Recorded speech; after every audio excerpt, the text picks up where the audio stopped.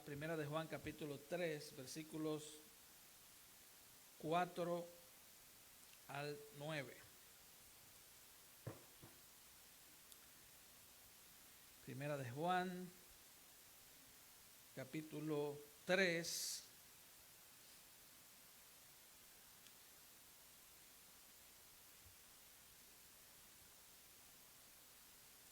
versículos 4 al 9. ¿Lo tienen? Leemos la palabra del Señor. Todo aquel que comete pecado infringe también la ley, pues el pecado es infracción de la ley. Y sabéis que Él apareció para quitar nuestros pecados, y no hay pecado en Él. Todo aquel que permanece en Él no peca. Todo aquel que peca no le ha visto ni le ha conocido. Hijitos, nadie os engañe. El que hace justicia es justo como Él es justo. El que practica el pecado es del diablo, porque el diablo peca desde el principio. Para esto apareció el Hijo de Dios, para deshacer las obras del diablo. Todo aquel que es nacido de Dios no practica el pecado, porque la simiente de Dios permanece en él y no puede pecar porque es nacido de Dios. En esto se manifiestan los hijos de Dios y los hijos del diablo. Todo aquel que no hace justicia y que no ama a su hermano no es de Dios. Que el Señor bendiga su palabra en cada corazón, en cada vida, en esta preciosa noche. Puede tomar su lugar.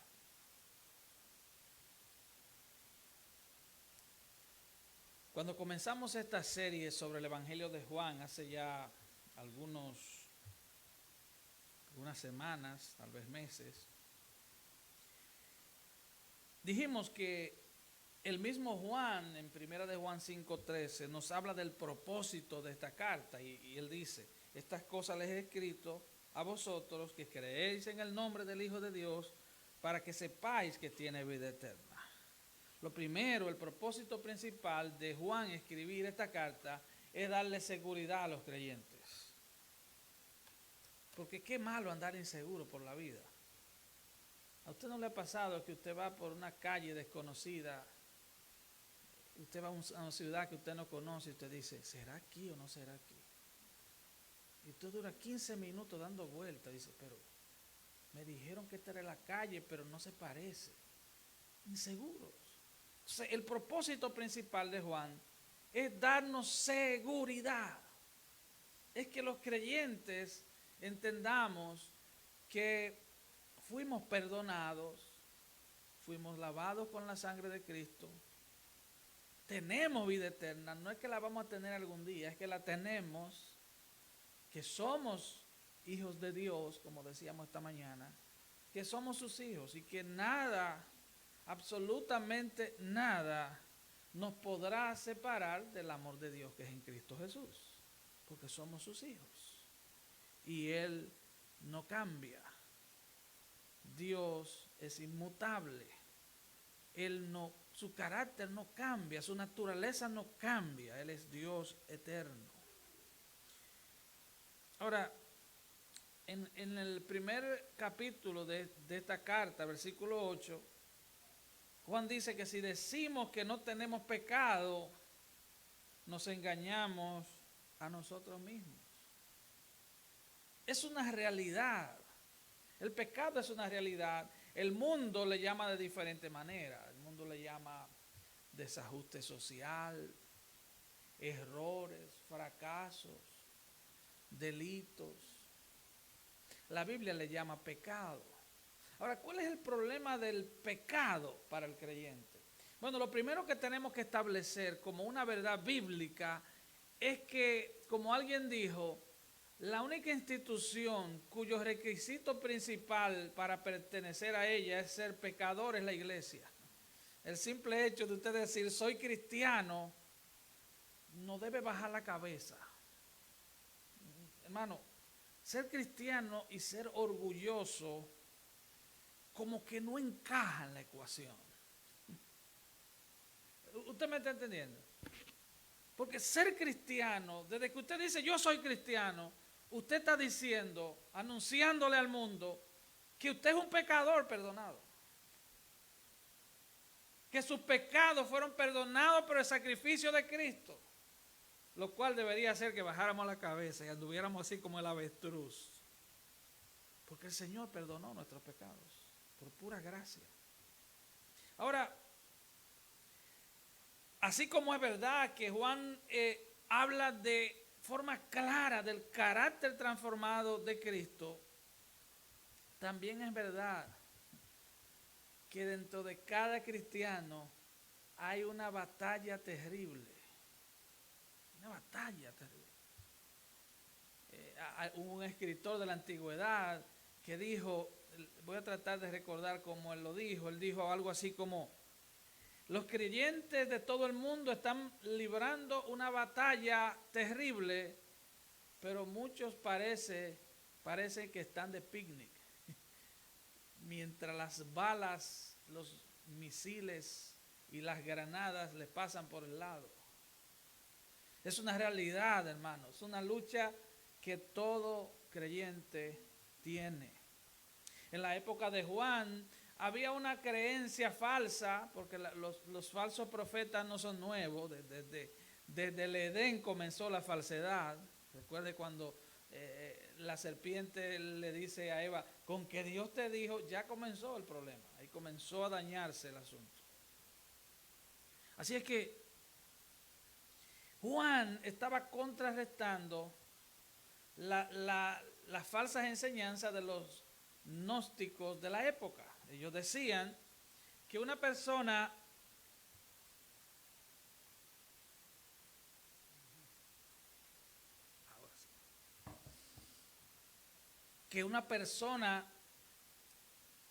podía pecar, pero que eso solo afectaba el cuerpo, no el alma. O sea, que podía pecar con el cuerpo, pero que el alma no se contaminaba. O sea, como que ellos separaban una cosa de la otra. Hermano, el pecado lo daña todo. El pecado destruye nuestra comunión con Dios. El pecado daña nuestro cuerpo, daña nuestra alma. El pecado es tan terrible que Cristo tuvo que venir a pagar por él.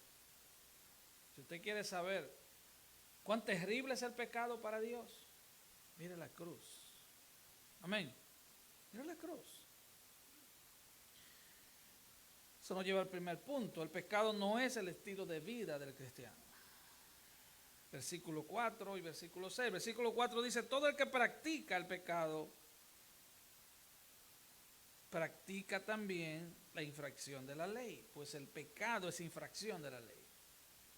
Si estudiamos estos 7 versículos en algunos manuscritos más antiguos, nos vamos a dar cuenta que en 7 versículos, la palabra practica aparece 6 veces. Así que esta es la palabra clave, practica. El cristiano no practica. El cristiano no vive en un estilo de vida de pecado. Y hay dos definiciones básicas, dos definiciones principales que la Biblia le da a la palabra pecado. La primera es hamartía, que significa errar al blanco. Se usaba secularmente para aquellos que practicaban el tiro al blanco. No dar en el blanco. Pero está también la palabra adikia o adiquía, que es sin justicia o sin ley. Cuando pecamos, le fallamos a Dios porque violamos la ley. Ignoramos la ley que conocemos, porque Dios la puso en nuestra mente y en nuestro corazón. Es nuestro deber conocer la palabra entonces. Es como que usted vaya manejando su carro en vía contraria y lo para el policía y usted diga, ay, yo no sabía. ¿Qué le va a decir el policía? It's your job to know. Es tu trabajo saberlo, tú eres el que está manejando tu carro, ¿verdad que sí? O si no le pasa como aquel que se cruza la luz roja, lo he dicho antes, y él sufría de una enfermedad llamada daltonismo. El daltonismo es una enfermedad que confunde el rojo con el verde. Es una enfermedad real. Existe, es rara, pero existe. Entonces el policía lo para y él le dice, amigo, usted se comió la luz roja. Y le dice, oficial, perdóneme, es que yo soy daltónico. Entonces el oficial le dice, yo no sé si en Daltonia es una infracción cruzar la luz roja, pero aquí sí. Bueno, obviamente el oficial estaba más perdido que Adán en el Día de las Madres. Así que es nuestro deber conocer la ley. Es nuestro deber examinar la palabra para cada día conocer a Dios, para cada día saber lo que a Dios le agrada y a Dios no le agrada. Es nuestro deber. Es el deber de los maestros de la palabra, de los pastores, dejarse de hacer tantos cuentos y enseñar la palabra también. Pero es tu deber como creyente estudiar la palabra con humildad, con sinceridad, con hambre, de tal manera que conozcamos la palabra. Cuando la Biblia habla de la palabra pecado, indica que es una violación a la ley de Dios, indica que es una ofensa a la ley y al dador de la ley, que es un Dios santo, santo, santo. O sea, no podemos tomar eso a la ligera. Todos pecamos, según dice Juan 1.8, primera de Juan 1.8, pero como creyente, nacido de nuevo, no somos practicantes de pecado. Todo creyente está enfrascado en una batalla terrible.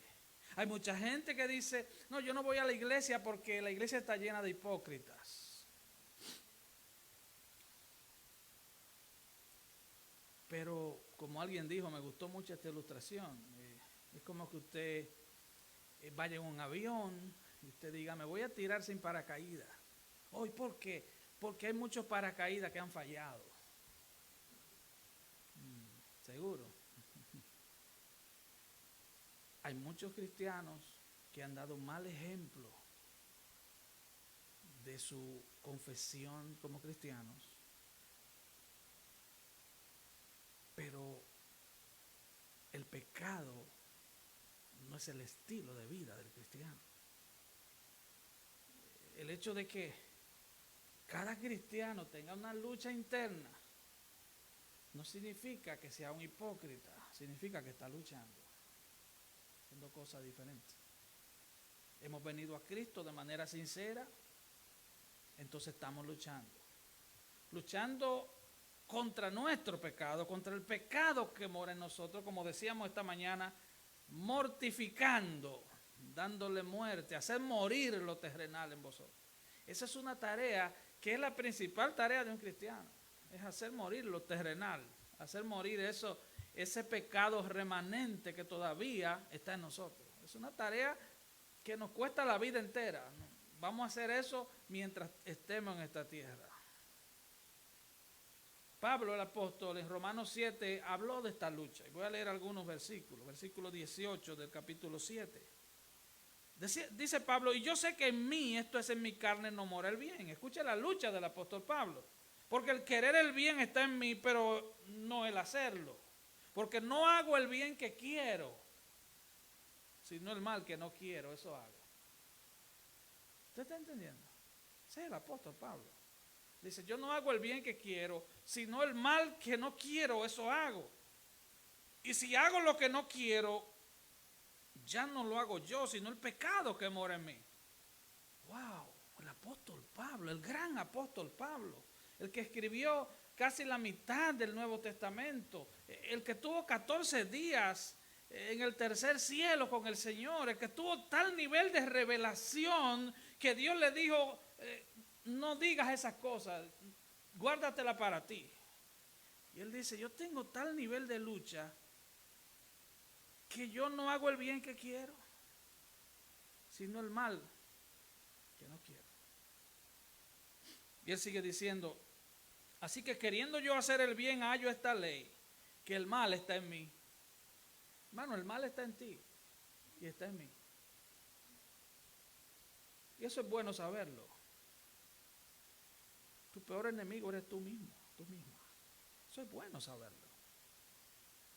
Hay cristianos que viven desde la perspectiva de que como yo me convertí, yo puedo ver cualquier cosa, meterme en cualquier lugar, andar con cualquier persona, tener todas las compañías tóxicas que pueda tener, juntarme con todo el mundo, escuchar toda clase de chisme y ver toda clase de videos. Recuerda, el mal está en ti. Y el versículo 22 dice, porque según el hombre interior me deleito en la ley de Dios, pero veo otra ley en mis miembros. Aquí hay dos naturalezas. Aquí dicen en los campos dominicanos, aquí hay un pleito de perro. Dentro de mí hay una lucha. Es como que hay dos animales adentro, pero es una lucha terrible. Uno quiere hacer el bien y otro quiere hacer el mal. Hermanos, el mismo rey David que compuso el Salmo 23, uno de los salmos más hermosos de la Biblia, es el mismo que según 2 de Samuel, una tarde, en vez de irse a la guerra, vio la esposa de un vecino, la mandó a buscar, adulteró con ella y mandó a matar al esposo. Es el mismo, no es otro personaje. Y así vemos ejemplo tras ejemplo. Vemos como Abraham mintió, Isaac también, Jacob engañó al papá, al hermano, al suegro y hasta quiso engañar a Dios. Porque le dijo, Señor, si tú me das esto, me das aquello, me das pan para el camino, me protege, entonces voy a darte el diezmo. Quiso negociar con Dios y engañar hasta a Dios. Jacob, hermano, fundador de la nación de Israel. Así que eso nos debe dar esperanza. El hecho de que ellos hayan sido los pilares, los padres de la fe, significa que todos estamos en el mismo, montados en el mismo caballo. Como dirían los americanos, we are in the same boat. Estamos en el mismo bote. Y Pablo termina esta declaración diciendo, pero veo otra ley en mis miembros que se rebela contra la ley de mi mente y que me lleva cautivo a la ley del pecado que está en mis miembros. Me lleva cautivo. Y luego dice, miserable de mí, ¿quién me librará de este cuerpo de muerte? Tenemos una lucha, pero no es el estilo de vida del cristiano. El versículo 6 del texto de esta noche dice, todo el que permanece en él no peca. En la versión más antigua dice, no practica el pecado. Todo el que peca ni le ha visto ni le ha oído. La clave de esta enseñanza, de este versículo, es permanecer en él. Permanecer en él.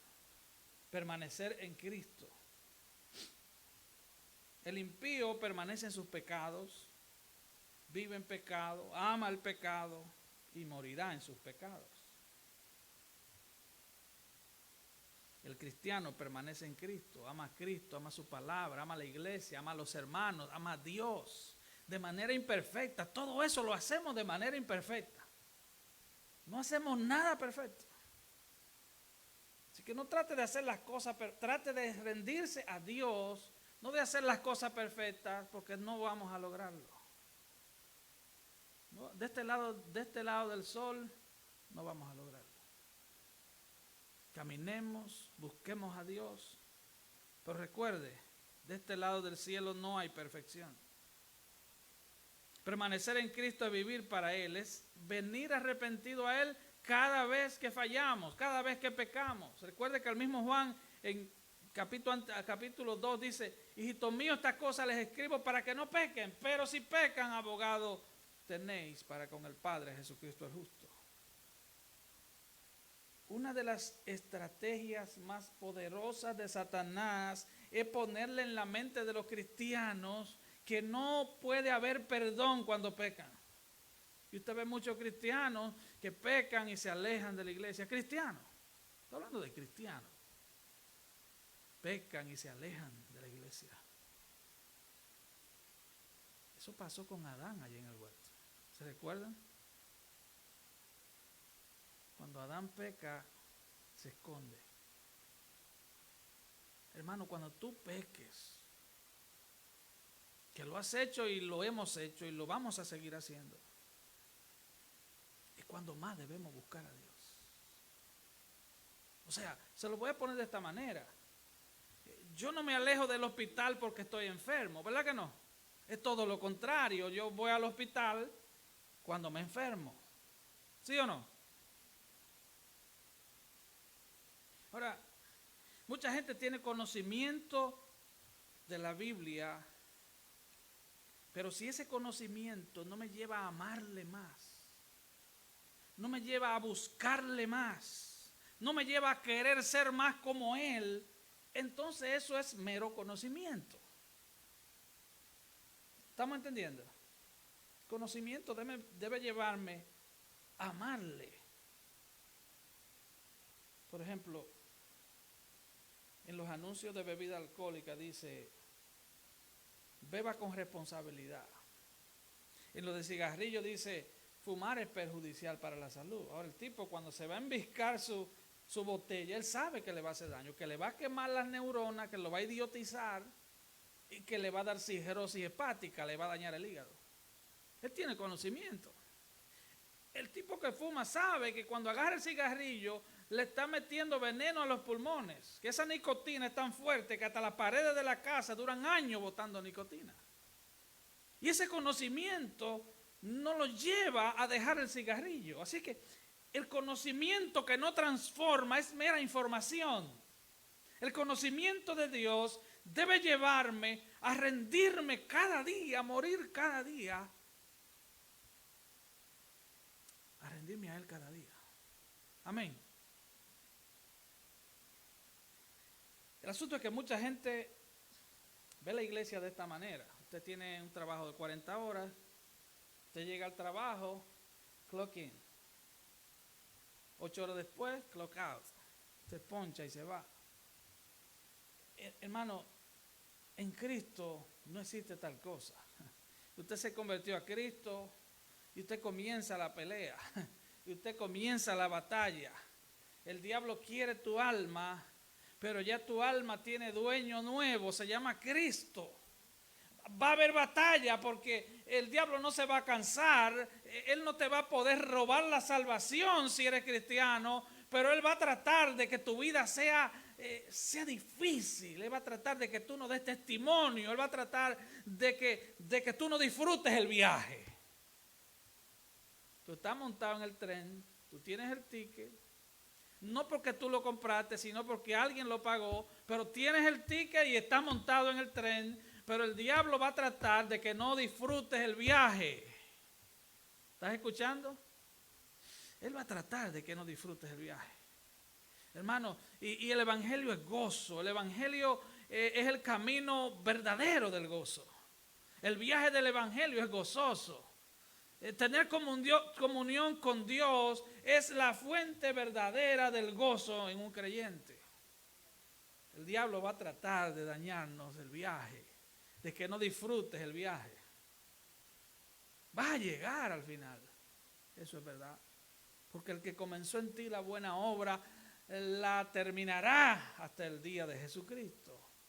Vas a llegar porque el Señor prometió que estamos en las manos de Él. Mis ovejas oyen mi voz y me conocen y me siguen y nadie los arrebatará de mi mano, dice el apóstol Juan. Así que no se trata de que yo me caigo y tú me levantas. No, hermano, no se trata de, yo me dejo. Los creyentes pecan, los creyentes fallan, pero Cristo los sostiene. Pero Él es soberano y aún te va a permitir hacer cosas que desagradan su nombre, pero Él aún sigue siendo soberano, pero Él aún sigue siendo tu Dios. Él te va a disciplinar. Decíamos esta mañana que Él disciplina a sus hijos. Como dice el doctor Miguel Núñez, Él te va a romper ese papel mundano que a veces te envuelve, y te lo va a romper de mala manera. Porque tú no le perteneces al mundo, tú eres de Cristo. Fuiste comprado ya. Los cristianos fuimos comprados, por eso no tenemos miedo ni al diablo, porque fuimos comprados a precio de sangre. Le pertenecemos a Cristo el Señor, punto. No tenemos miedo. ¿Miedo a qué? Ya estamos pagos. Un verdadero cristiano está en Cristo. De hecho, el Nuevo Testamento menciona más de 130 veces la frase en Cristo. Mayoritariamente Pablo habla de esto. Y es estar injertado en Él. Es estar sumergido en Él. Es estar bautizado en Él. Es ser uno con Él. Estamos unidos en Cristo con su muerte y estamos unidos en Él con su resurrección. Somos de Cristo. Cuando el diablo te ve a Cristo. Cuando el Padre te ve a Cristo. Porque Dios está formando a Cristo en ti. Es la imagen de Cristo. La idea del Evangelio, la idea divina del Evangelio es forjar la imagen de Cristo en cada creyente. Pablo dice, yo sufro dolores de parto hasta que Cristo sea formado en vosotros. Suena como una madre, ¿verdad? Sufro dolores de parto hasta que Cristo sea formado. Eso nos lleva al segundo punto. Cristo vino a quitar nuestros pecados. Versículos 5, 7, 8 y 10. Y vosotros sabéis que Él se manifestó a fin de quitar los pecados. Y en Él no hay pecado. Hijitos míos, nadie os engañe. El que practica la justicia es justo, así como Él es justo. El que practica el pecado es del diablo, porque el diablo ha pecado desde el principio. El Hijo de Dios se manifestó con este propósito, para destruir las obras del diablo. En esto se reconocen los hijos de Dios y los hijos del diablo. Todo el que practica la justicia no es de Dios, tampoco aquel que no ama a su hermano.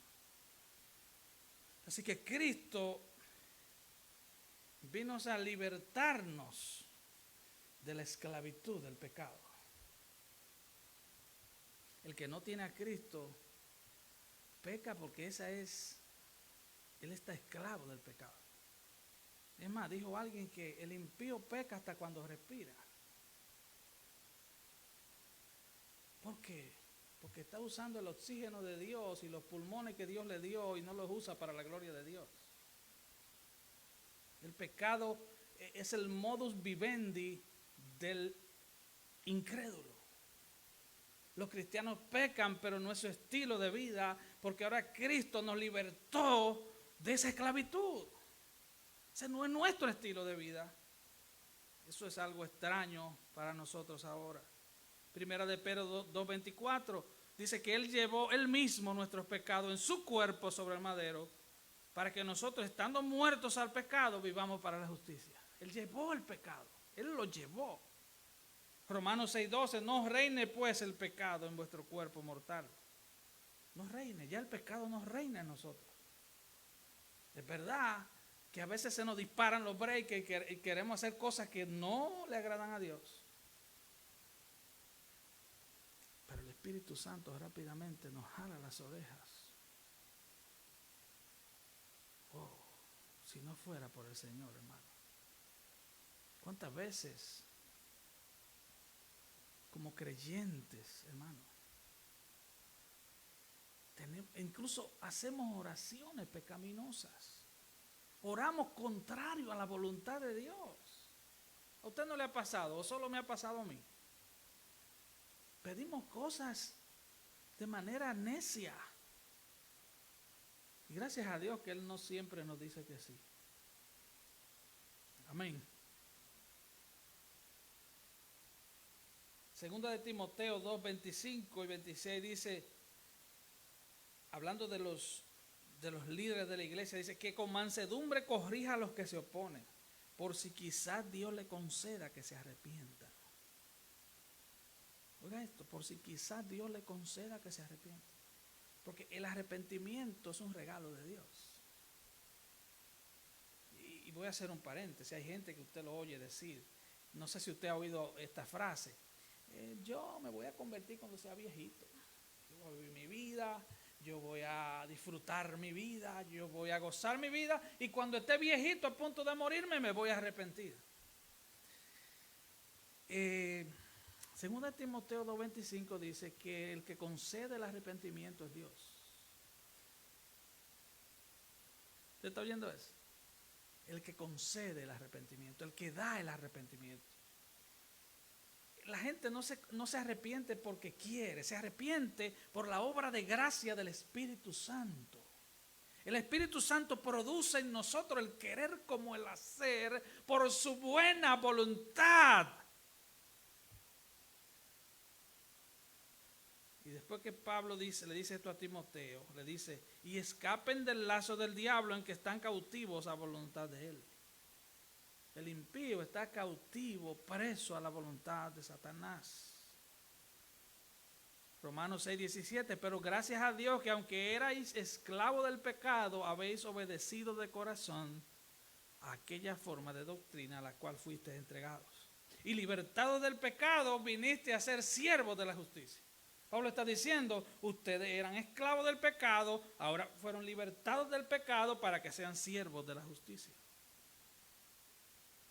Y eso nos lleva al tercer y último punto. ¿Cómo podemos vencer el pecado en nosotros? ¿Cómo podemos ser victoriosos en el pecado dentro de nosotros? Versículo 9. Ninguno que es nacido de Dios, y aquí está la clave de este texto, ninguno que es nacido de Dios practica el pecado, porque la simiente de Dios permanece en él. Y no puede pecar, no puede practicar el pecado, porque es nacido de Dios. Recuerdo a aquel compañero de trabajo, un hermano que el Señor lo bendiga, tengo años que no lo veo, puertorriqueño, y aquel joven, el supervisor, teníamos supervisor bien malo, muy malo. Y en la primera compañía donde yo trabajé acá, y molestó tanto a este hermano que él bajó al carro a buscar una pistola de clavo. Tenía unos clavos así como de 3 pulgadas. Dentro de su mente él me dijo, yo pensaba crucificarlo en la pared, lo iba a clavar así, clac, clac, clac, clac, clac, clac, clac. Y me contó él que cuando él abrió el baúl del carro, la puerta le dio un golpe aquí que casi se la rompe. Y entonces reaccionó y dijo, pero Dios mío, ¿qué yo voy a hacer? ¿Qué yo voy a hacer? Un hombre de Dios, ¿eh? No estoy hablando de un loco, un hombre de Dios. Cristiano, convertido. Hermanos, eso pasa porque la simiente de Dios, porque el Espíritu Santo está en nosotros. La simiente de Dios está en nosotros. Si no fuera por eso, nosotros no tuviéramos victoria. Así que ¿cómo tenemos victoria? Número 1, dice primera de Juan 1:9, si confesamos nuestro pecado, Él es fiel y justo para perdonar nuestros pecados y limpiarnos de toda maldad. Ya hablamos de primera de Juan 2:1. Si alguno hubiere pecado, abogado tiene para con el Padre. Así es que el mero conocimiento de las consecuencias no me va a librar. Es una actitud del corazón. Yo tengo que entender que yo no le pertenezco al diablo ni al pecado, yo le pertenezco a Cristo. Y en mi caminar cristiano no voy a vivir perfectamente pero tengo que entender que soy de Cristo. Hermano, hay ciertas cosas que Colosenses capítulo 2 hablan de este tipo de cristianos legalistas que, ¿cómo les digo? Que quieren vivir un evangelio legalista. No te ponga esto, no te ponga aquello, no haga esto, no haga lo otro. Y Pablo dice en Colosenses 2:23, tales cosas a la verdad tienen cierta reputación y sabiduría en el culto voluntario, en la humildad y en el duro trato del cuerpo, pero no tienen ningún valor contra los apetitos de la carne. O sea, ponerte una falda que te llegue hasta la rodilla no te va a controlar la lengua. ¿Verdad que no? Hacerte un peinado como se lo hacía tu bisabuela no va a quitar tus malos deseos de la mente. ¿Estamos entendiendo? Tú eres joven de 20 años y vestirte como tu mamá que tiene 40, por ejemplo, no te va a quitar los deseos por las cosas del mundo. ¿Estamos entendiendo? Eso no ayuda. Eso no, los apetitos de la carne van a seguir ahí con una falda larga y un moño duro, pero los apetitos van a seguir ahí. La fiebre no está en la sábana, está en el paciente.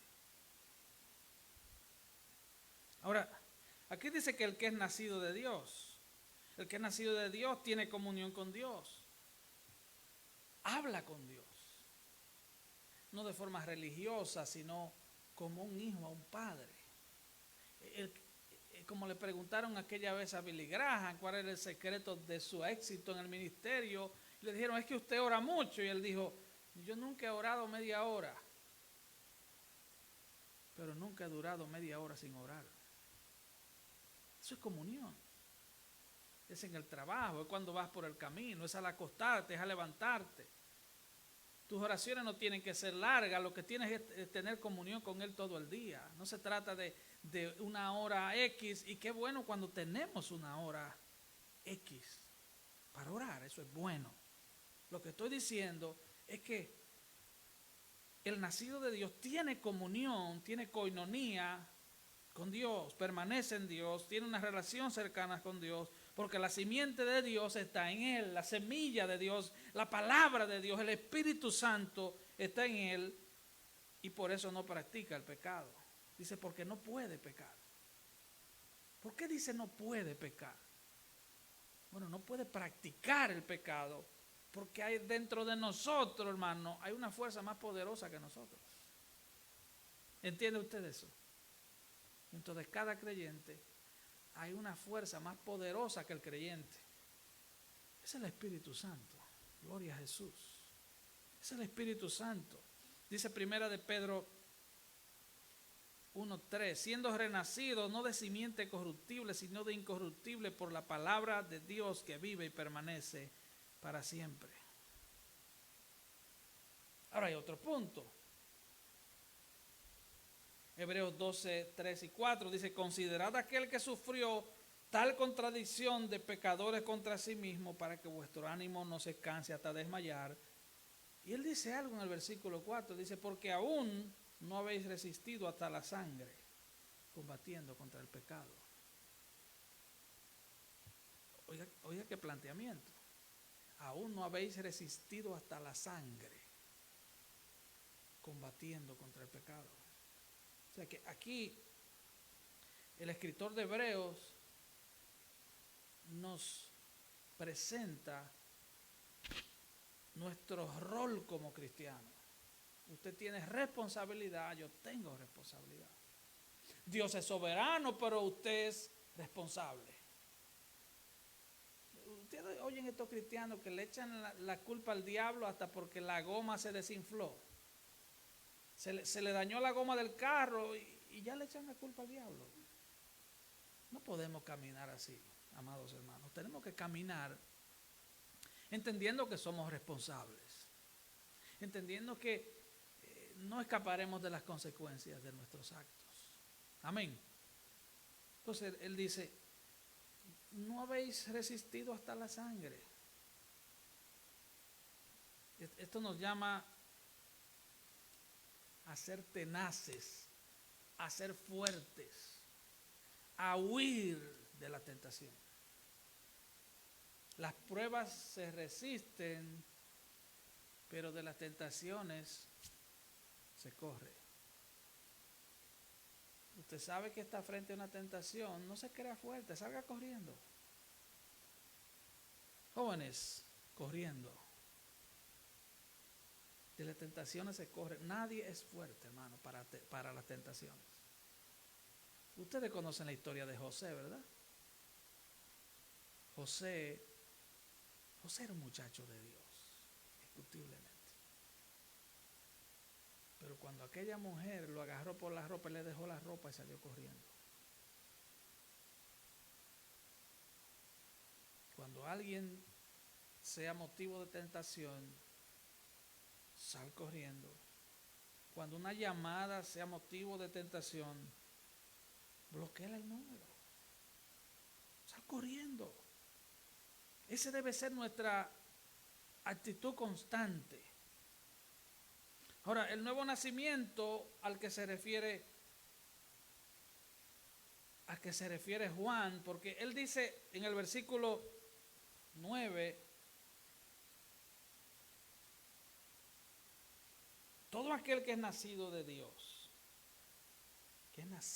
no practica el pecado, nacido de Dios. En Juan capítulo 3, Jesús le dice a Timoteo, te es necesario nacer de nuevo. Nuevo nacimiento. Tú naciste de un papá y una mamá de forma natural, pero Juan está hablando aquí de nacer de Dios. Tú eres nacido de Dios. No por voluntad de sangre ni de varón, sino de Dios.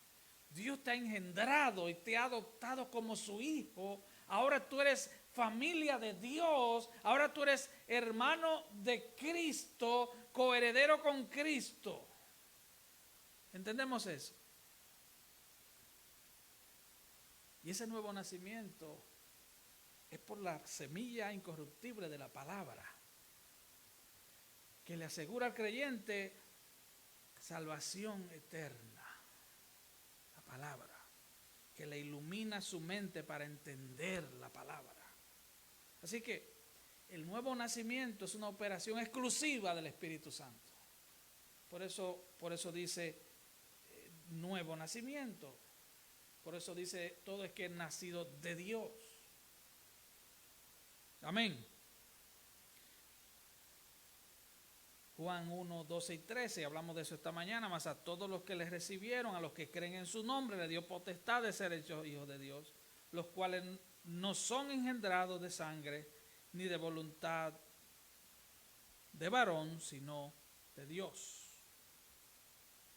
Efesios 2:10, porque somos hechura suya, creados en Cristo Jesús para buenas obras, las cuales Dios preparó de antemano para que anduviésemos en ellas. Así es que tenemos esperanza porque tenemos el Espíritu Santo en nosotros. Con nuestra propia fuerza, imposible, hermano. Con nuestra propia fuerza sería imposible.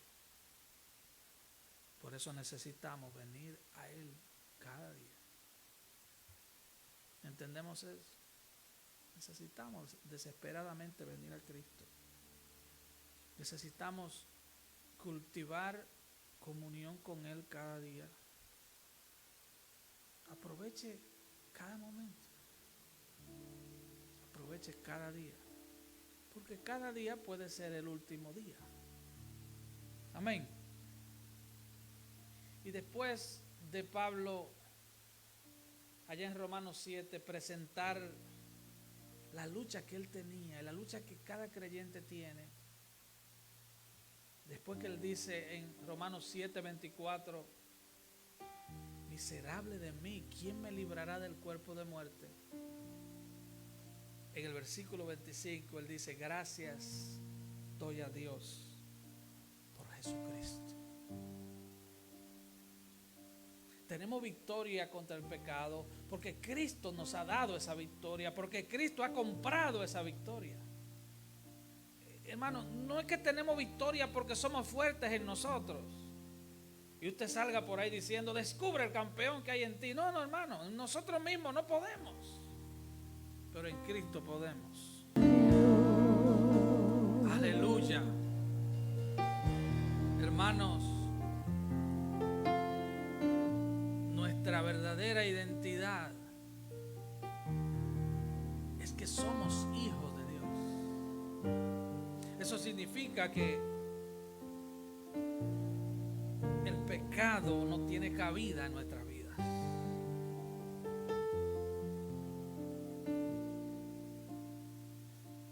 Y tenemos un Padre bueno.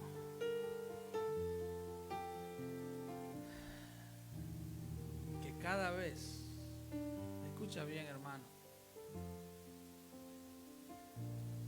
porque vamos a fallar en el camino. Vamos a seguir fallando en el camino.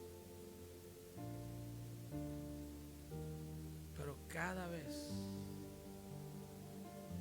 que un verdadero cristiano peca porque se aleja de Dios, el Espíritu Santo le trae de vuelta.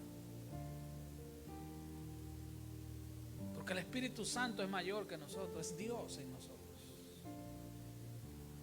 Y volvemos a Él, y volvemos al Señor, y volvemos al Señor. Como alguien dijo, el Señor nos lleva de gloria en gloria hasta que nos meta en la gloria. El asunto es que entre gloria y gloria hay leves tribulaciones momentáneas, las cuales también producen más gloria, porque nos van afirmando como cristianos, van quitando eso liviano que hay en nosotros, esas cosas que nos hacen cristianos livianos se van yendo con cada golpe de aflicción o de prueba. Hermanos, que el Señor nos ayude a vivir cada día como que ese es el día que el Señor viene. Que antes de cada cosa pensemos, el Señor viene